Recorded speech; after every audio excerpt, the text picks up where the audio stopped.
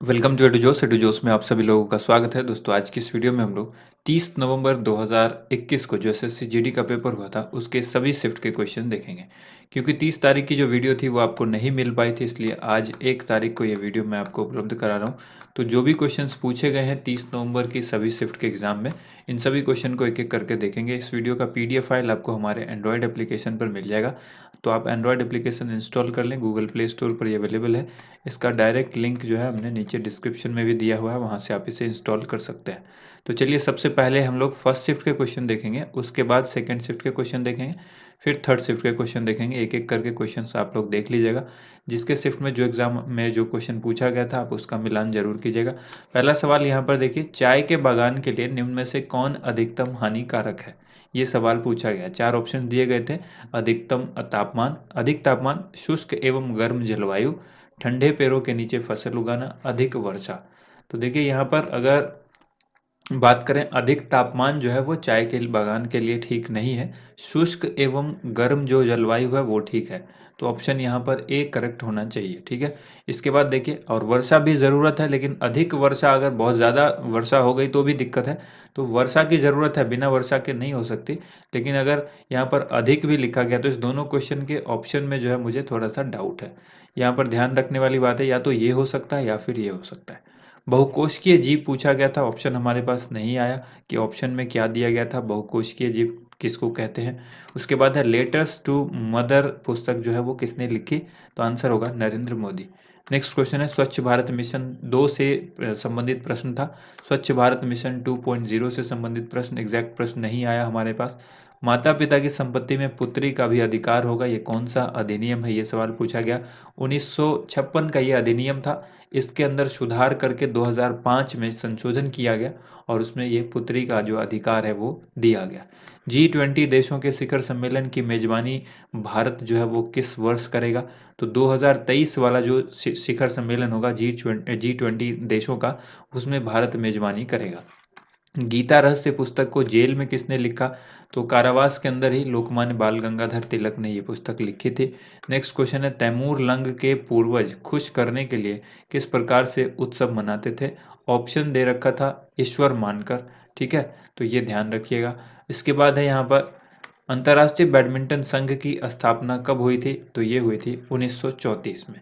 Next question है, Japan के साथ किस भारतीय बैंक ने 1 बिलियन का समझौता किया? 1 बिलियन डॉलर जो है उसका जो है समझौता किया था। तो ये किया था स्टेट बैंक ऑफ इंडिया के साथ। इसके बाद देखिए, एमा रादुकानु किस देश की खिलाड़ी हैं? ब्रिटेन की, यानी ब्रिटिश खिलाड़ी हैं ये।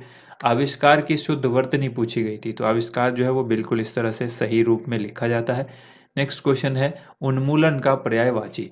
तो उन्मूलन का पर्यायवाची होता है समाप्ति। जो दिखाई नहीं देता उसको कहते हैं अदृश्य, जिसके पास कुछ न हो उसको कहते हैं अकिंचन। और अंशु का पर्यायवाची पूछा गया तो रश्मि, किरण। अंशु का मतलब किरण होता है, इसलिए इसके जो भी पर्यायवाची होंगे वो किरण से संबंधित होंगे, जैसे रश्मि, किरण। फिर किरण 2 तरह से लिखा जाता है, ऐसे भी और ऐसे भी। मयूख, मरीचि, ये सब अंशु के पर्यायवाची हैं। संन्यास का वर्तनी पूछा गया कि शुद्ध वर्तनी जो है वो क्या होगी? तो देखिए, एक दिन पहले हमने आपको सन्यासी का बताया था, तो उसमें सिर्फ सन्यासी था। तो सन्यास आपको अब जो लिखना था तो ये वाली चीज़ हट जाएगी। ठीक है, जो दीर्घ ई की मात्रा है वो हट जाएगी। तो सन्यास को हम लोग किस तरह से लिखेंगे? सन्यास इस तरह से लिखाएगा। ठीक है, और जो सन्यासी है वो किस तरह से लिखा जाएगा? इस तरह से लिखा जाएगा। तो ध्यान रखिएगा, ये बिल्कुल शुद्ध वर्तनी है। सांप छुछुंदर की गति होना, मुहावरे का अर्थ पूछा गया। असमंजस या दुविधा में होना।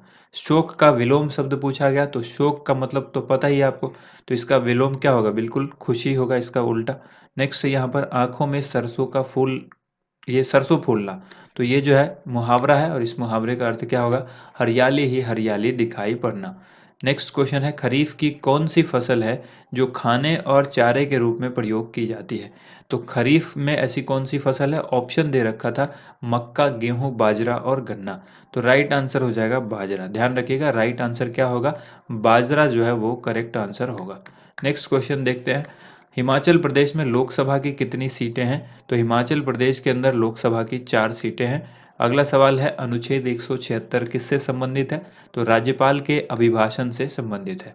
नेक्स्ट क्वेश्चन है लीलावती पुरस्कार से संबंधित एक सवाल पूछा गया था। एग्जैक्ट क्वेश्चन हमारे पास नहीं है, तो अगर आप लोगों को क्वेश्चन पता है तो कमेंट करके ज़रूर लिखिएगा। भारतीय फिल्म इंस्टीट्यूट का चेयरमैन यानी अध्यक्ष जो है वो किसको बनाया गया है? तो भारतीय फिल्म इंडस्ट्री इंस्टीट्यूट के जो अध्यक्ष बने हैं वो शेखर कपूर बने हैं। कौन सा महल राजस्थान में स्थित है? ऑप्शन में दे रखा था हवा महल, तो हवा महल राइट आंसर हो जाएगा। नेक्स्ट है मनिका बत्रा का संबंध किस खेल से है? तो टेबल टेनिस के खिलाड़ी हैं ये मनिका बत्रा।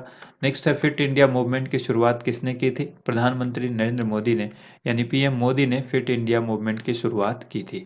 इसके बाद देखिए अगला जो सवाल है वो है जल्लीकट्टू का संबंध किस खेल से है? तो सांड या बैल से जो खेल होता है वहाँ पर उससे लड़ाई होती है, ठीक है, तो वो जल्लीकट्टू है। निमोनिया दिवस कब मनाया जाता है? 12 नवंबर को मनाया जाता है। देखिए नवंबर महीने में एग्जाम हुए तो नवंबर महीने का ज़्यादा दिवस पूछा गया है, ऐसा मैंने नोटिस किया है।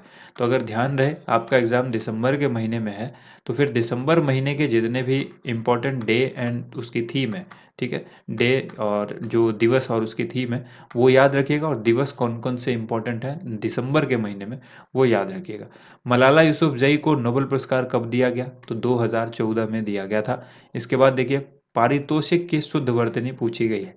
तो पारितोषिक जो है वो इस तरह से लिखा जाता है, जिसके हृदय में ममता न हो उसको क्या कहेंगे? अनेक शब्दों के लिए एक शब्द पूछा गया था, निर्मम इसका आंसर होगा। चंद्रमा का पर्यायवाची कई बार एग्जाम में पूछा गया है, ये रिपीटेड क्वेश्चन है, अब तक जो है कई शिफ्ट में ये रिपीट हो चुका है। चांद, हिमांशु, इंदु, सुधांशु, विधु, तारापति, चंद्र, शशि, कलाधर, ये सब चंद्रमा का पर्यायवाची है। प्रचुर का विलोम पूछा गया तो अल्प होगा। गंभीर की शुद्ध वर्तनी इसी तरह से लिखा जाता है, गंभीर। नेक्स्ट क्वेश्चन है जलज का पर्यायवाची क्या था? ऑप्शन में राजीव दिया हुआ था। बहुसंख्यक का विलोम शब्द अल्पसंख्यक। आंखें नीची होना मुहावरे का अर्थ जो है वो क्या होगा? तो आंखें नीची होना मुहावरे का अर्थ होता है शर्म से सिर नीचा हो जाना। नेपाल के क्रिकेट टीम के कप्तान पूछा गया, पारस खड़का। अगर 2019 के कप्तान पूछे गए तो दो जो है पारस खड़का है। अगर वर्तमान में पूछे गए हैं तो ज्ञानेंद्र मल्ला याद रखिएगा 2021 में, ठीक है। पारस खड़का ने जो है वो इस्तीफा दे दिया था, ठीक है, आप कह लें तो जो कप्तान है उन उसके पद से। तो ध्यान रखिएगा ज्ञानेंद्र मल्ला 2021 में, पारस खड़का से संबंधित पूछा गया होगा तो 2019 का पूछा गया होगा। उल्का पिंड से कौन सी झील बनी है? ये काफ़ी इंपॉर्टेंट सवाल था और ये सवाल पूछा गया। लोनार झील बनी है उल्का पिंड से। G7 2021 की मेजबानी किसने की? तो आंसर होगा ब्रिटेन ने की। एक कोशिकीय जीव कौन सा है? तो देखिए अमीबा वहां पर ऑप्शन था। अमीबा जो है वो एक कोशिकीय यानी यूनिसेलुलर जो है वो है, ठीक है, ध्यान रखना है। इसके बाद है यहाँ पर देखिए अगला जो सवाल है 2020 में भारत में कितना डॉलर विदेशी मुद्रा आया? तो याद रखिएगा 80.1 यानी 80.1 अरब डॉलर। नेक्स्ट क्वेश्चन यहाँ देखिए अगला सवाल है जीवन ज्योति योजना जो है ये कब चलाई गई थी? 9 मई 2015 को पीएम मोदी के द्वारा चलाई गई थी। नेक्स्ट क्वेश्चन है एमी अवार्ड 2020 से संबंधित क्वेश्चन क्लियर नहीं है, क्या पूछा गया है एग्जैक्टली? अगर किसको दिया गया तो बहुत सारे लोगों को एमी अवार्ड मिला है। ध्यान रखने वाली बात है कि किस क्षेत्र में पूछा गया है, तो सभी आप लोग देख लीजिएगा जितने भी एग्जाम में इस तरह के क्वेश्चन है अवार्ड से संबंधित, इन सबको एक बार रिपीट करिए, रिवाइज कर लीजिए।